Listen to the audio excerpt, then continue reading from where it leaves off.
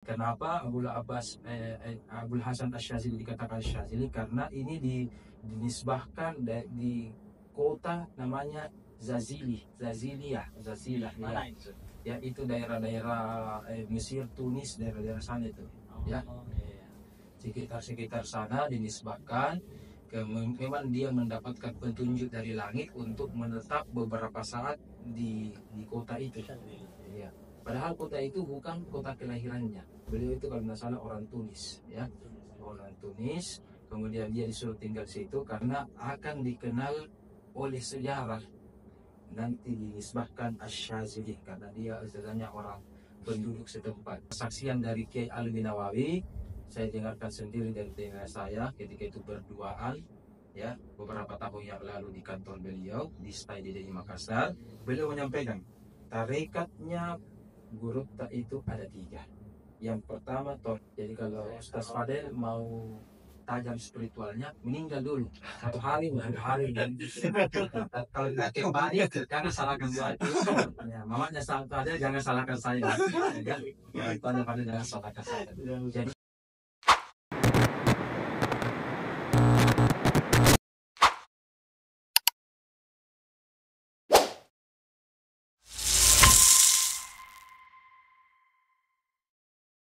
Assalamualaikum warahmatullahi wabarakatuh. Waalaikumsalam warahmatullahi wabarakatuh. Alhamdulillah, syukurillah, wala Allah wala quwata illa billah. Kembali lagi bersama Hamim Channel di program Al-Quran Revolution. Kali ini kita akan melanjutkan dari episode pertama terkait dengan mengenal sang kiai, atau nama lengkap beliau adalah Grand Sheikh Profesor Dr. Kiai Haji Mustamin M. Arsyad, LCMA Asyadili. Mungkin bagi yang belum menyaksikan episode pertama terkait dengan siapa beliau, di mana beliau belajar dan menuntut ilmu, alangkah baiknya terlebih dahulu menyaksikan episode sebelumnya, yaitu episode pertama, karena di episode kali ini kita akan melanjutkan terkait dengan sesi mengenal sang kiai. Dan kita kali ini bersama dengan Al-Ustadz Al-Mukarram Dr. Al-Haj Muhammad Irham MTHI. Bagaimana kabar Ustaz? Alhamdulillah baik. Alhamdulillah. Kita juga host. Alhamdulillah. Saya bisa. Alhamdulillah. Baik, langsung saja.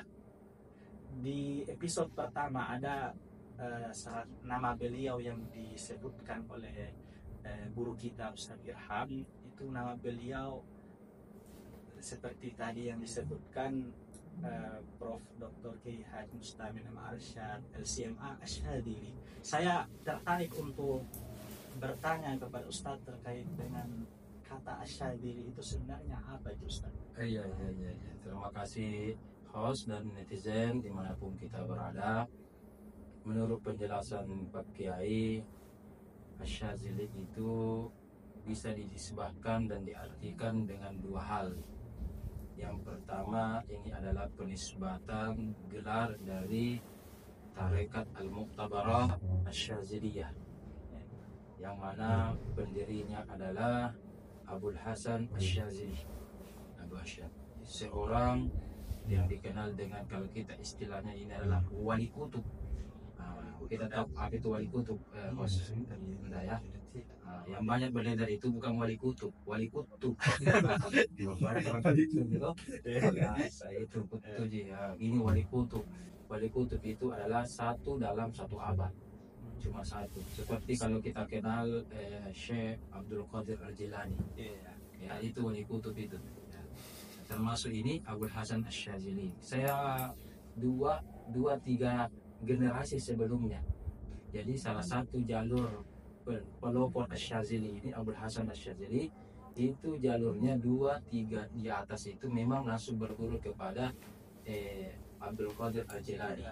Jadi serumpun juga dan bertetangga juga dengan tarekat Al-Qadiriyah.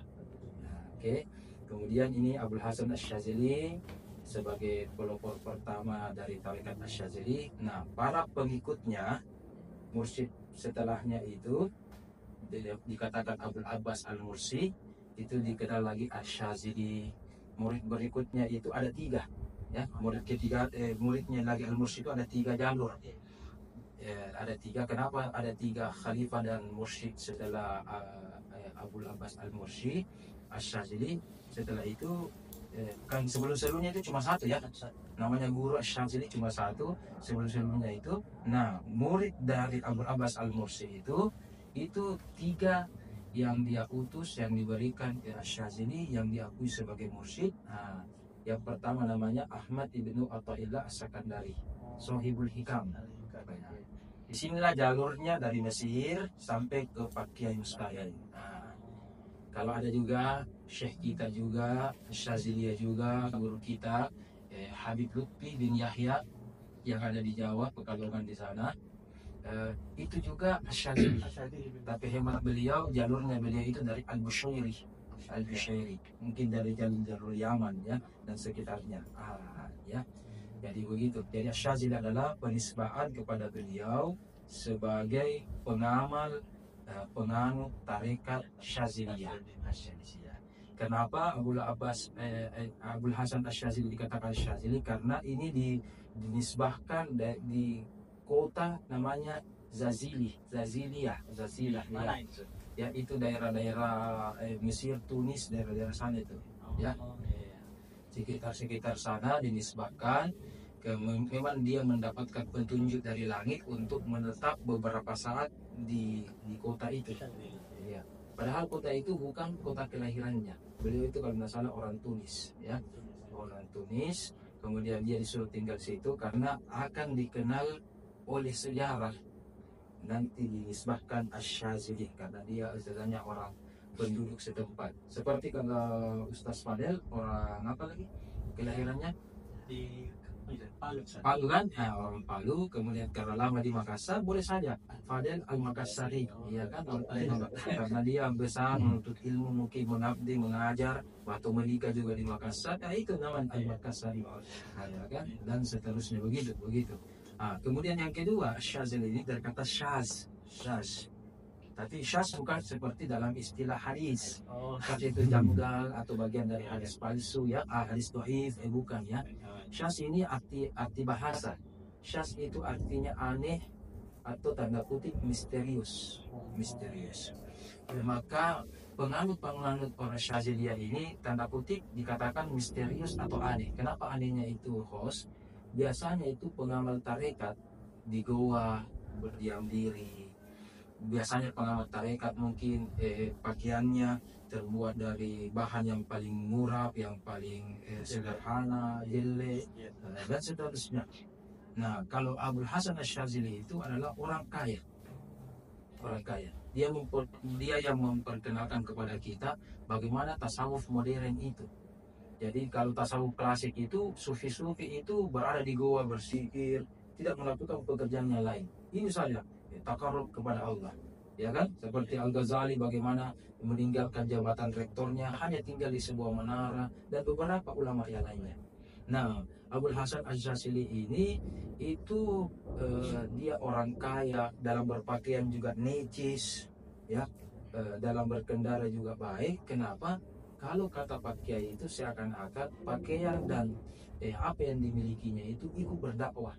Misalkan ini, ya, kalau seorang Asy-Syadzili atau seorang pendakwah Syadzili yang pakaiannya misalkan, mobilnya misalkan termasuk kategori mobil mewah, kemudian pakaiannya juga pakaian necis atau yang bermerek lah istilah kita sekarang, kemudian dia menegur atau memberikan saran kepada wali kota misalkan, ya kan?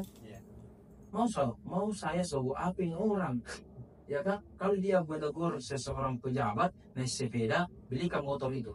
Tidak mau menegur, tidak mau protes. Naik motor, belikan mobil, mobil bekas, belikan mobil yang mahal. Tapi kalau mobilnya sudah mobil mewah, mobil mahal, pakaiannya juga sudah berkelas, apa maksud saya sebutkan ini orang?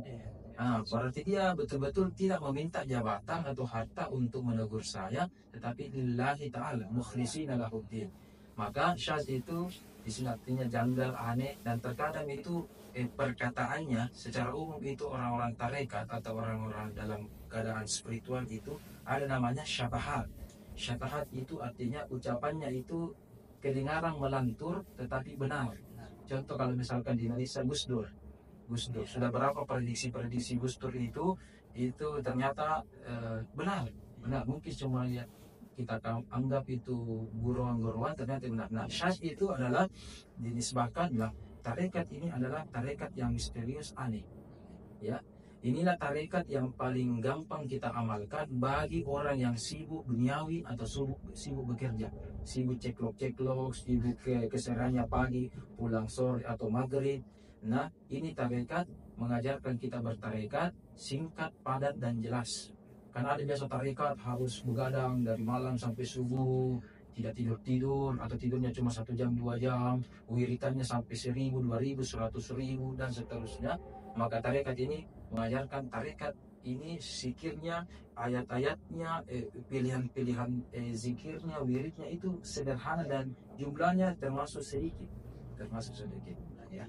Paling mudah untuk mudah. Iya, saya berikan contoh, ada istighfar, ada kalimat tahlil dan kalimat lainnya, itu amalannya cuma 11 kali minimal. 11 kali. Bayangkan cuma 11 kali. Sedikit sekali. Nah, ada lagi tingkatannya. Kalau lebih tinggi lagi bisa 22, kalau mau lagi lebih konsisten 33. Nah, itu jadi ada standar minimalnya dulu. Di tarekat yang lain ada tas 100, 300, 1000, 100.000, banyak sekali. Ya, nah, tapi berbobot.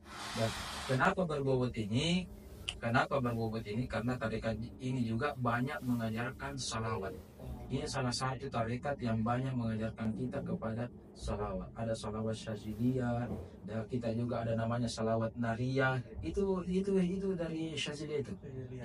Ya itu. Dan beberapa salawat yang ada itu memang dinisbahkan oleh ini dari tarekat ini.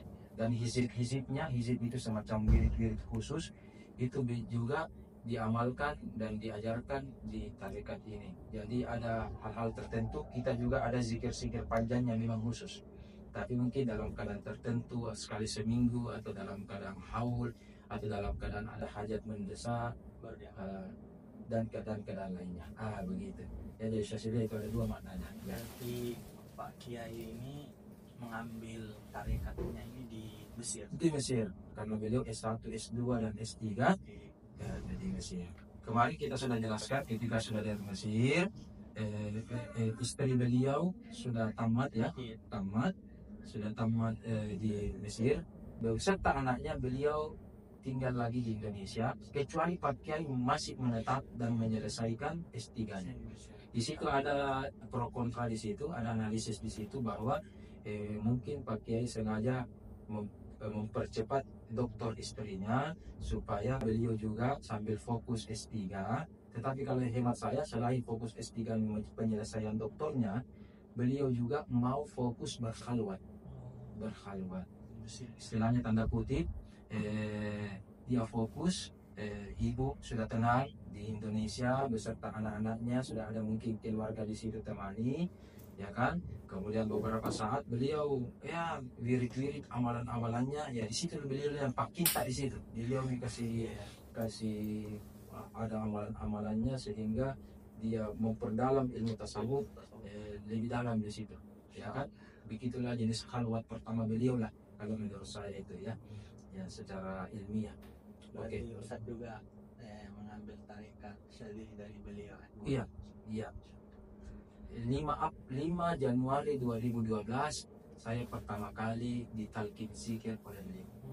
Tepatnya di Sudiang, ketika ada acara gitu malam Jumat di lantai 3 sebuah gedung, kemudian dibagi-bagikan, dan itu masih ada tanda tangannya beliau, di tanda tangan barakatnya, dan itu tidak robek dan bahkan tidak kusut karena saya langsung kasih laminating supaya supaya anti air lah istilahnya. Dan itu adalah berkah dari beliau. Apapun benda-benda dari beliau itu barakat dari beliau, itu saya simpan. Termasuk pakai ini saya pakai ini, bos. Ini ada 3 yang saya kenakan. Ini adalah barakat dari beliau. Yang pertama adalah songko ini kalau saya cium ini memang masih ada bau kulitnya dari beliau. Jadi beliau ini istilahnya sering pakai songkok ini biasa kalau pengajian.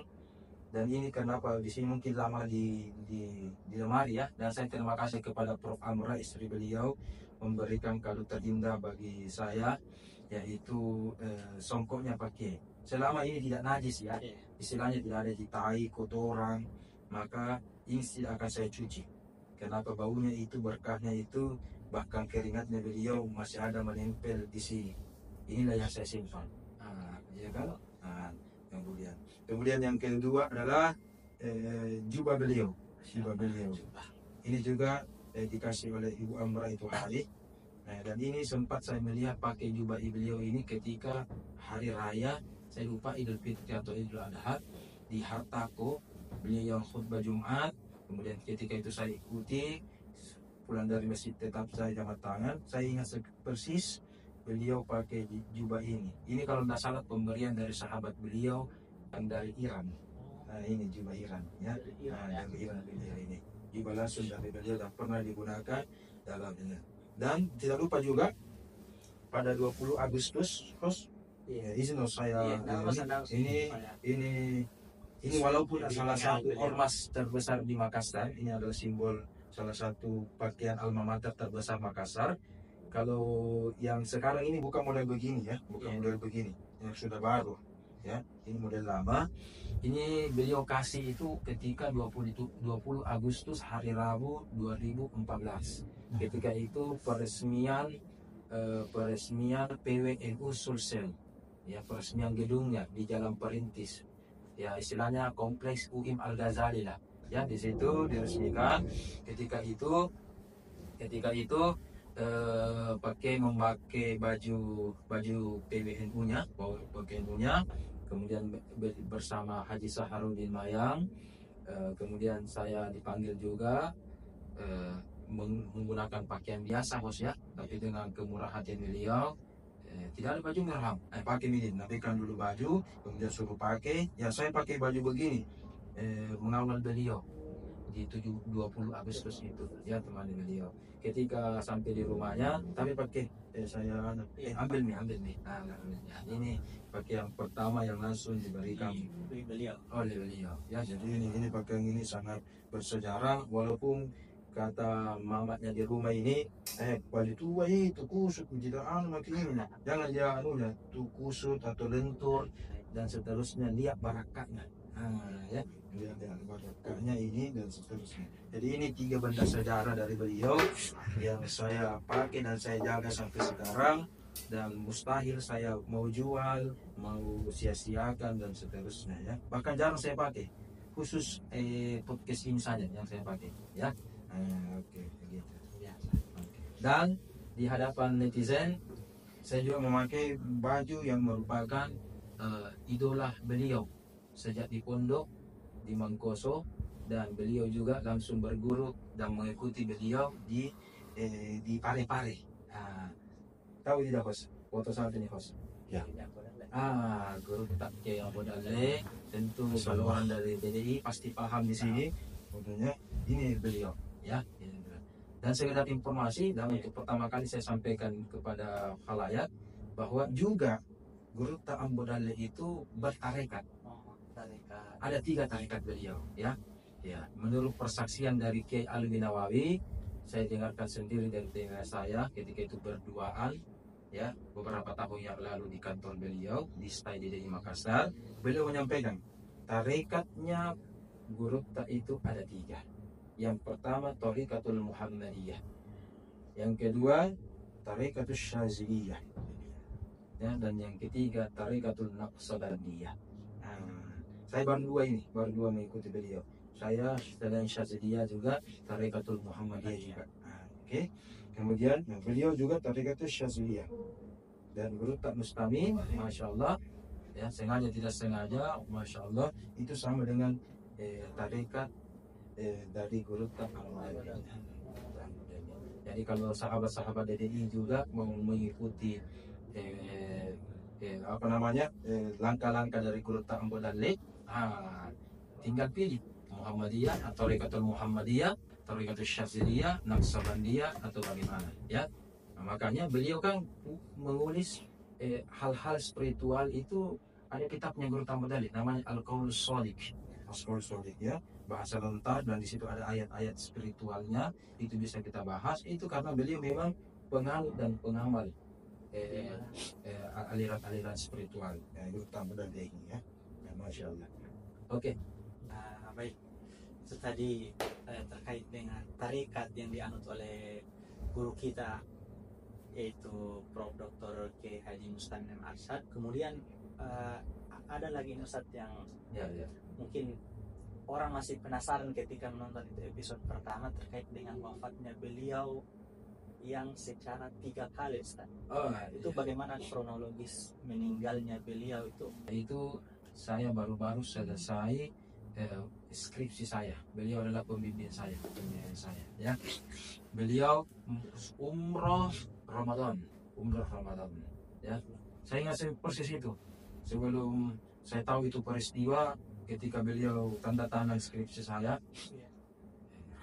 biasa itu orang kalau Ramadan dai-dai cari uang, pergi panggung lah istilahnya, ya kan, keliling-keliling untuk umat.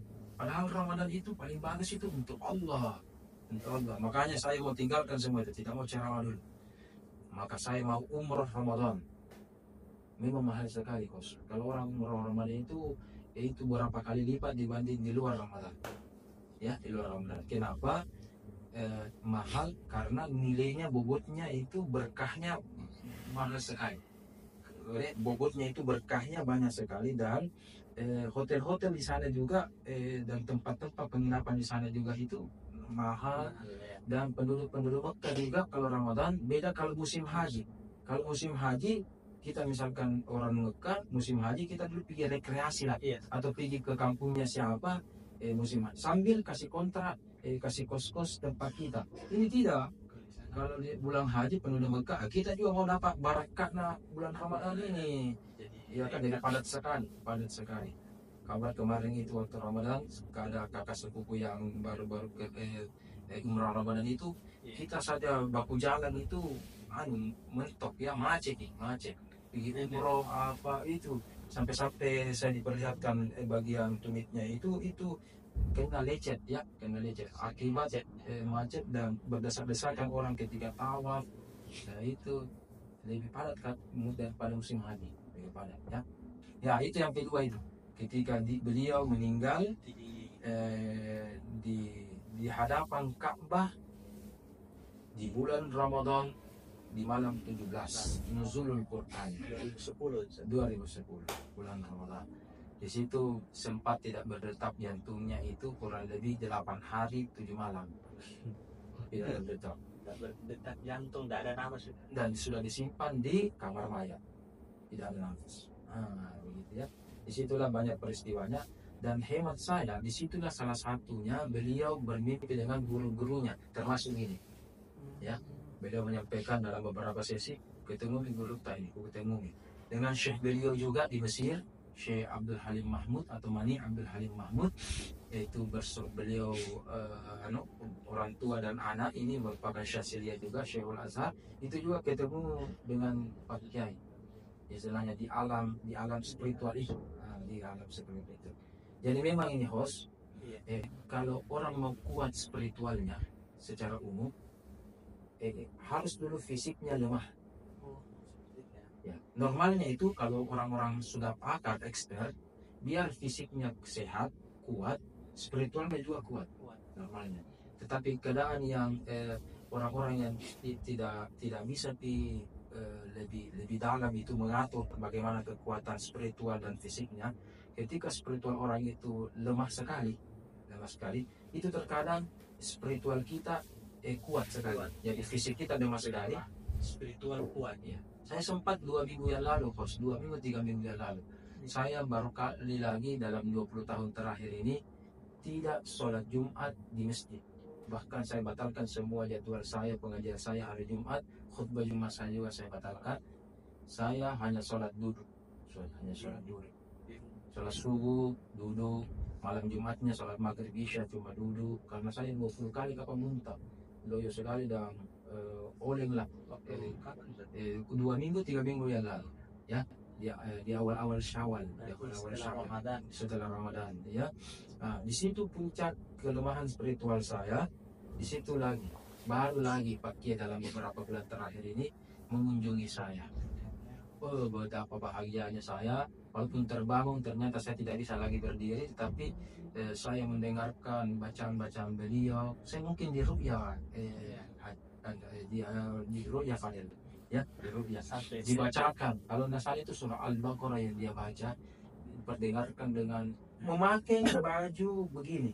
Kalau nggak salah warna begini atau warna agak terang-terang sedikit, pakai baju begini, baju begini. Dia bacakan dengan bacaan yang sangat baik, mengalahkan kori-kori internasional, mengalahkan. Oh, bagus sekali cara bacanya dan tebus ke hati, bagus sekali. Itu satu malam atau Itu satu malam, hari Jumat itu, Jumat pagi itu, sebelum sholat Jumat, sehingga terbetik dalam hati ketika itu, wah, kalau begitu mau lagi sakit deh, supaya mimpi terus misalkan, ya, kita kan tidak boleh berdoa untuk hal-hal begitulah secara umum, ya, secara syariat. Apa artinya? Ingat, musibah, ujian, bahkan sakit itu adalah rahmat dari Allah, ada hikmahnya. Itu mungkin rahmat. Jangan kalau sedikit-sedikit kita sakit, kita kena musibah, kita ujian, ini azab, ini peringatan bagi saya. Jangan dulu, belum tentu. Siapa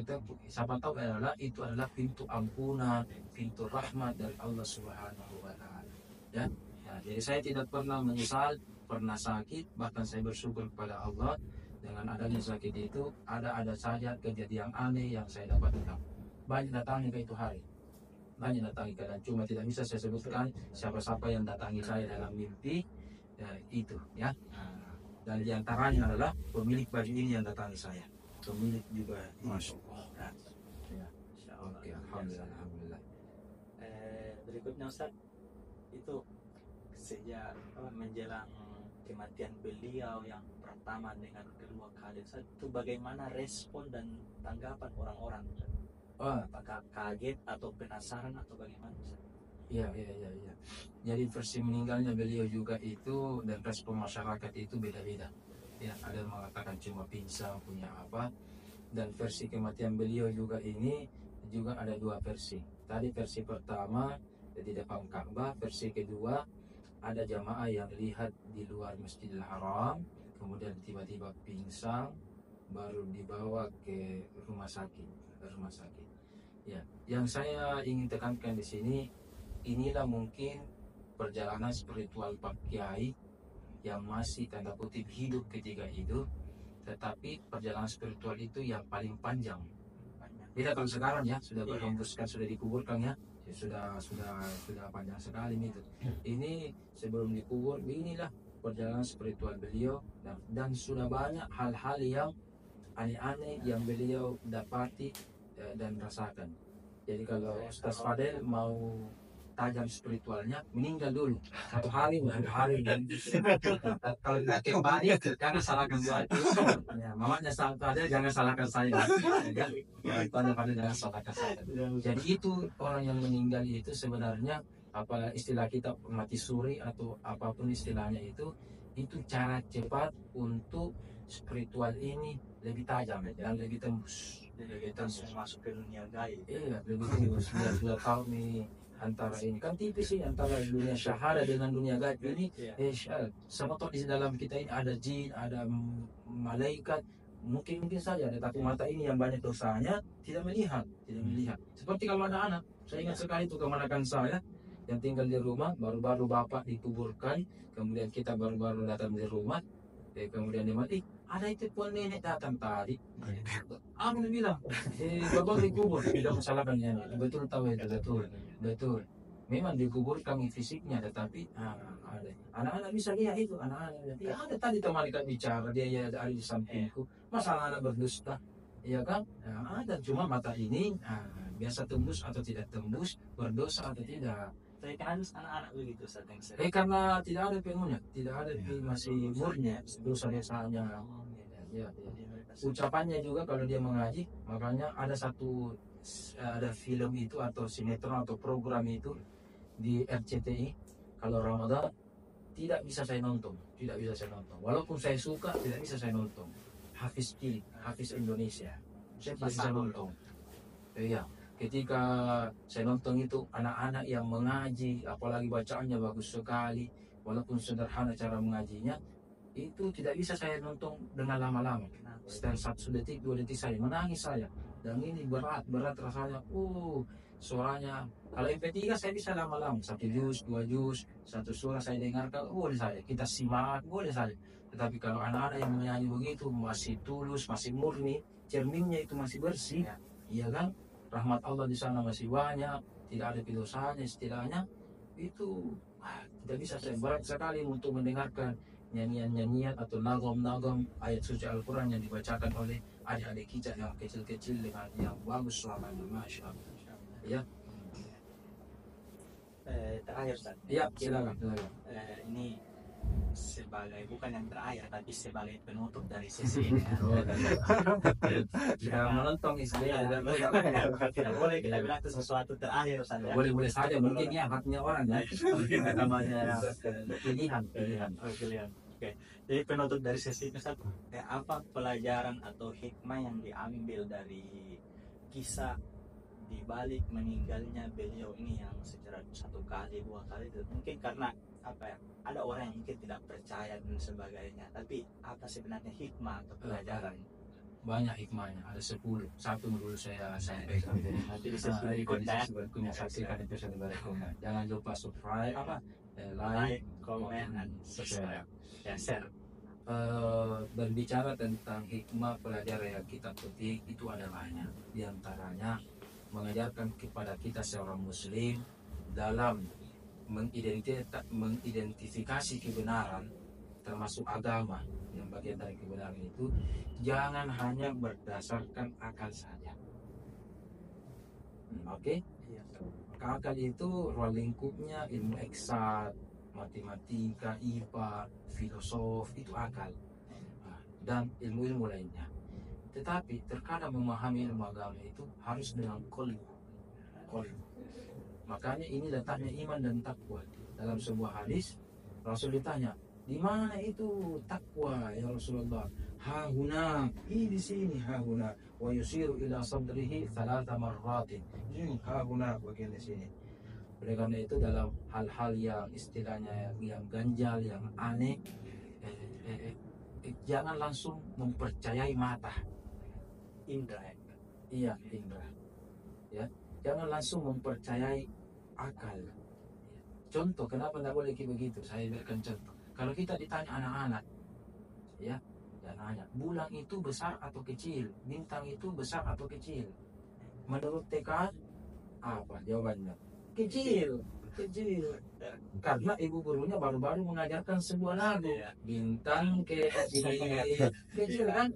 Kalau kita berdebat bintang itu di langit juga warnanya biru. Tapi bagaimana menurut Einstein itu? Bagaimana warna langit, ya kan? Oke, lanjut. Bintang kecil. Menurut mereka anak kecil itu bintang kecil. Menurut pakar bagaimana? Kita saja ini yang bukan pakar sudah belajarin bagaimana. Bintang, bulan itu jauh lebih besar daripada kita, jauh lebih besar daripada bumi, ya. Tapi kalau kita berdebat bagaimana sama mereka? Asal aku besar itu, apa besarnya? Malah besar dari malah bintang itu sekali, om, ya kan?